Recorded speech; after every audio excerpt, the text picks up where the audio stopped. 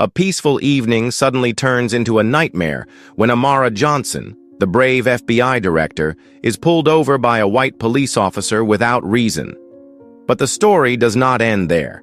Sarcasm, threats, and a gun drawn in the dark of night fan the flames of injustice and racism.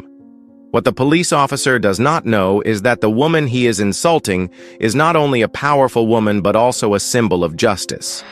Thank you for being here. If you like this content, please click like and subscribe to the channel so you do not miss the next meaningful stories, because tomorrow we will have another meaningful story for you.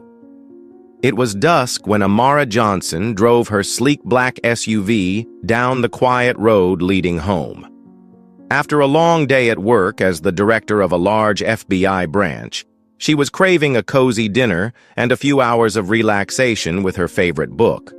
But fate had another challenge in store for her tonight. Red and green lights flashed behind her, the reflection in her rearview mirror making Amara squint. A siren blared, telling her to pull over. A smirk crossed her lips, not out of any amusement, but out of sarcasm. She hadn't broken any traffic laws. The car was going at the right speed. Her turn signals were used correctly every time she turned. Amara took a deep breath, pulled the car slowly to the side of the road, and stopped. She turned on the headlights to make sure everything was clear, a habit ingrained in her as a black woman living in America. Not because she didn't believe in the law, but because she knew that sometimes the people who enforced it weren't fair. A tall white man in a police uniform approached from behind, his demeanor authoritative and somewhat uncomfortable. He knocked on Amara's car window, his eyes filled with suspicion. Amara rolled down her window, her face calm and professional.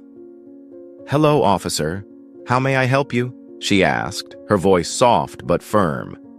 The police officer, Daniel Carter, squinted at her for a long moment before answering. "Driver's license and registration." "What happened? Can you tell me why you stopped the car?"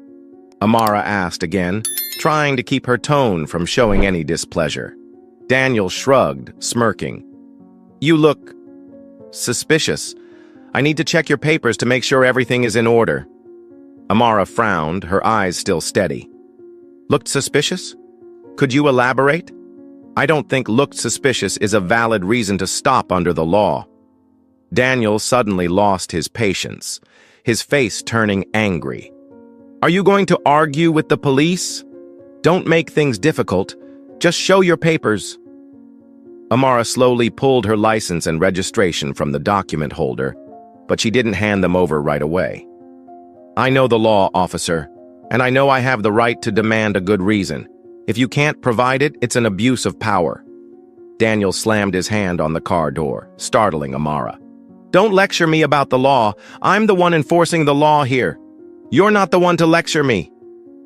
A sense of tension began to fill the air. Other cars passed by on the road, their headlights flashing and going out, but no one stopped to see what was happening. Amara took a deep breath, telling herself to stay calm. This wasn't the first time she had encountered this situation, but clearly something was different this time. She could sense the hostility in Daniel's eyes and voice. "Officer, I stopped the car at your request. I have no intention of resisting, but I will not comply with unreasonable requests without a valid reason," she said, her eyes looking straight at Daniel, unafraid. Her calmness only seemed to irritate Daniel more. "Who do you think you are to talk to me? Don't act like you know everything. I said hand over the papers, so just do it." Amara, still holding the papers in her hand, replied softly but firmly, "I am a law-abiding citizen, officer. And I believe you know that too." As the conversation continued, Daniel's demeanor grew more aggressive. He shined a flashlight through the window directly into Amara's face, as if searching for something unusual. "Are you carrying anything illegal? Drugs? Weapons? People like you are prone to shady things." Amara felt her chest tighten. The questions weren't random, she knew it, but she kept her composure. "No, officer. And I don't think you have any reason to doubt that." and I suggest you don't insult me," Daniel growled. "I don't need any reason to doubt you, and I don't need any respect for people like you. I just need to do my job, and if you don't cooperate, I'll be forced to take drastic measures." The words were a direct threat. Amara could feel the situation spiraling out of control, but she refused to let fear take over. "Officer," she said, her voice unwavering, "I am perfectly willing to cooperate if you follow due process, but I cannot be forced to do something against my rights."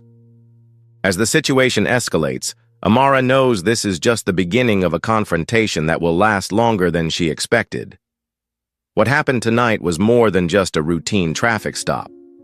This was a true test, not just for Amara, but for the justice system she has spent her career defending. Amara remained seated in the car, her eyes fixed on the police officer standing outside, her fingers tightening on the steering wheel. She had faced difficult situations many times in her career, but she had never thought she would be the direct victim of such abuse of power and racism. Daniel, now clearly losing his patience, stood with his arms crossed in front of the car, his eyes full of hostility. "Who do you think you are to challenge me? This is not a negotiation. Either you cooperate or I will be forced to take drastic measures," he said loudly, his voice full of menace. Amara kept her voice calm. "Officer, I am not objecting. I am simply asking you to follow procedure. If you cannot provide a valid reason for stopping, I reserve the right to refuse further cooperation." Her answer made Daniel angry. He raised his hand and pointed it at her face. "Enough! Get out of the car now!" Amara stared at him for a long moment, sensing the danger in his every word and action. But she didn't move. "I'm not getting out of the car without a good reason. I don't feel safe leaving here." Daniel moved closer, knocking hard on the car door, his voice almost shouting. "Get out of the car! That's an order!"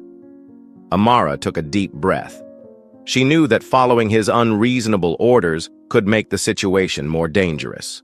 She had trained hundreds of agents in her career, and the first lesson was always, stay calm in any situation. "Officer, I will not obey an unlawful order," she replied, her voice calm but unyielding. Daniel took a step back, his hand on the gun at his side. "People like you have no right to decide here. I am the one giving the orders. Do you want to see what happens if you disobey me?" Amara felt her heart tighten as she saw his hand move closer to the gun. This was the moment when she had to be extra careful. One wrong move, one wrong word could lead to unforeseen consequences. "Officer, I am recording this entire incident," she said, pointing to the phone mounted on her dashboard. "Your every move is being recorded, and I will use it as evidence if this situation goes too far." Daniel smirked. "Do you think I'm afraid of cameras? What can someone like you do? Remember, I'm the one in control here." Then, as if to assert his authority, Daniel pulled a gun from its holster and pointed it straight at Amara through the car window. "Now get out of the car now!" he shouted. The tension in the air was suffocating. Amara didn't move. She knew that any action she took could be misinterpreted. She kept her hands on the wheel, never taking her eyes off the officer. "You are breaking the law, officer," she said, her voice surprisingly calm. "I demand that you drop your weapon immediately. This is an overreach of authority." Daniel sneered, not lowering his gun. "Don't try to be smart, girl. I told you this is not a negotiation. If you don't listen, I will be forced to use force." Amara understood that the situation was beyond his control. This was not only an abuse of power, but also a clear display of prejudice and hatred. She decided to play her last card. She moved her hand slowly toward the cell phone on the dashboard, careful to let Daniel see her every move. "I'm going to call your superior, the sheriff, and I'm going to report this whole thing." Daniel was slightly confused, but the gun in his hand did not lower. "You are not allowed to call anyone without my permission." Amara didn't listen to him. She dialed a number and put the phone to her ear. "Hello, This is Amara Johnson, the director of the FBI. I was pulled over and rudely treated by a police officer named Daniel Carter for no reason. He pointed a gun at me without any legal justification. I request that the sheriff come immediately to resolve this situation." After the call, Amara put down the phone, her eyes still looking straight at Daniel. Daniel seemed not to hear the content of Amara's call and continued speaking. "What are you doing? Do you think you can get away with this without listening to me?" Amara replied, her voice unwavering. "I am not trying to get away with anything. I am just asking for fairness and transparency. If you do not comply with the law, you will face the consequences." Daniel tightened his grip on the gun. The two stood at a stalemate, one between hatred and abusive power, the other between patience and courage. In the tense atmosphere, a siren sounded in the distance. Another police car approached, and from inside, the police chief stepped out. Daniel trembled slightly, his eyes shifting from aggressive to worried. The sheriff walked straight to Daniel, his eyes stern. "Carter, what the hell is going on here? Put the gun down!" Amara remained silent, waiting for Daniel's reaction. This was the moment when the truth would come to light. Daniel turned around, his eyes bewildered as he faced his superior. He immediately lowered his gun and tried to regain his composure. "Sir, she is not cooperating. I asked her to get out of the car several times, but she refused, and even filmed everything to threaten me." The sheriff frowned. "You think that's a good reason to pull out your gun? This is a serious abuse of power, Carter. Do you know what you're doing?" Amara slowly rolled down her window, her eyes fixed on the sheriff. "Sir, I asked him for a valid reason to stop me, but he didn't answer. Instead, he threatened me, forced me out of the car, and finally pointed a gun at me." Sheriff Grant turned to Amara, his eyes wide with surprise as he recognized the woman in the car. "You are Amara Johnson, the FBI director?" Amara nodded slowly. "Yes, sir. I was on my way home when I was stopped without cause. I tried to cooperate within the law, but Officer Carter's actions were beyond acceptable. He also repeatedly insulted me." Grant froze for a moment, then his eyes shifted to Daniel, who was pale. "Don't you recognize her? This is the director of the FBI. You just made a terrible mistake," Daniel stammered, trying to come up with an excuse. I don't know, sir. She didn't present the proper paperwork. I was just following procedure." Grant sighed heavily, his voice turning cold.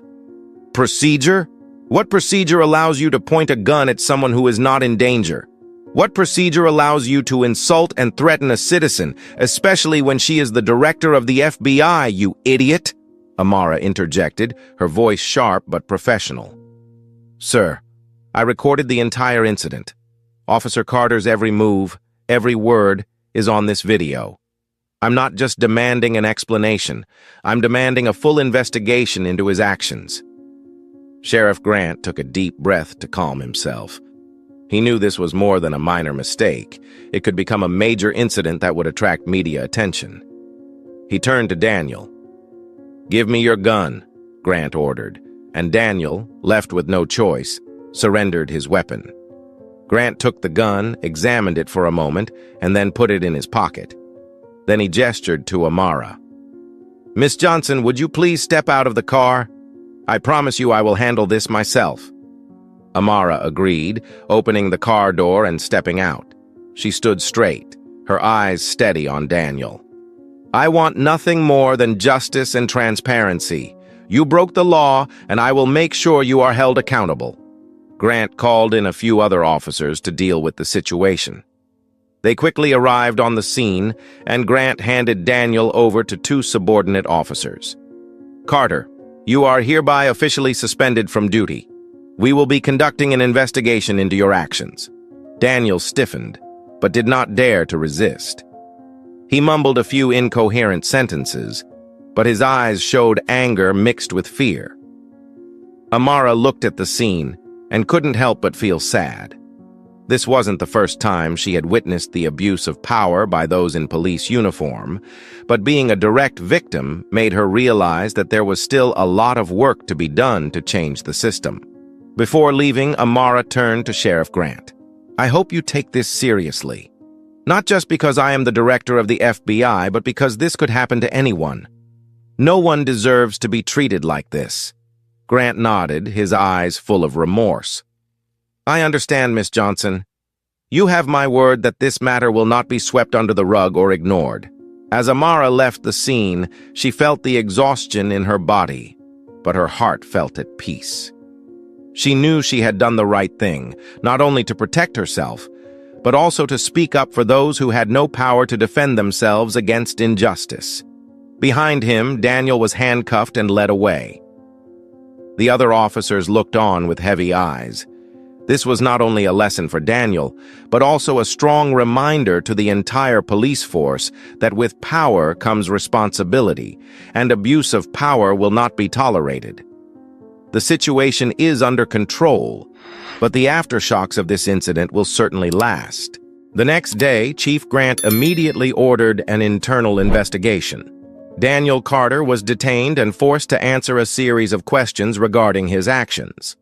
Meanwhile, the Police Oversight Board and other relevant agencies also got involved. Amara went beyond just submitting the video and provided evidence of Daniel's abusive words and actions. At a press conference, she stood before dozens of reporters and declared, "This is not just a story about me, an FBI director who was treated unfairly. This is a story about thousands of Americans, especially people of color, who have suffered discrimination for decades. I am committed to using all of my resources to ensure that justice is served, not just for me, but for everyone." 2 months after the incident, Daniel Carter officially appeared in court. The courtroom was packed with people, from journalists, social activists, to ordinary citizens interested in the case. In court, Daniel's lawyer tried to justify his actions as a rash reaction in a stressful situation. However, the video clearly shows that Daniel was not threatened, but rather, he used his power to oppress and threaten an innocent citizen. Amara was called to the witness stand. She stood confident, but stern. She described the entire incident, from being pulled over for no reason to the gun being pointed at her. Not only did he abuse his power, he also damaged public confidence in the legal system, Amara said. If we allow this type of behavior to continue, the system we rely on to ensure justice will become an instrument of oppression. After days of deliberation, the jury returned a verdict. Daniel Carter was convicted of abuse of power, racial discrimination, endangering the life of another person, and violating police force principles.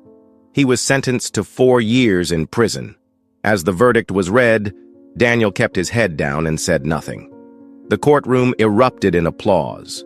For many, this was not only a victory for justice, but also a step forward in the fight against racism. The case of Daniel Carter became a wake-up call not only for local police forces, but also for the entire country. Seminars and training courses on anti-racism and professional ethics in the police force were held in a large scale. Amara, as FBI director, used this opportunity to push for reform. She met with lawmakers, community leaders, and activists to discuss new policies to ensure that no one in law enforcement can abuse their power. This is not about revenge, Amara said at a press conference. This is a reminder that with power comes responsibility. We cannot build a just society if those who are supposed to protect are the ones who hurt. Thank you for taking the time to listen to this story.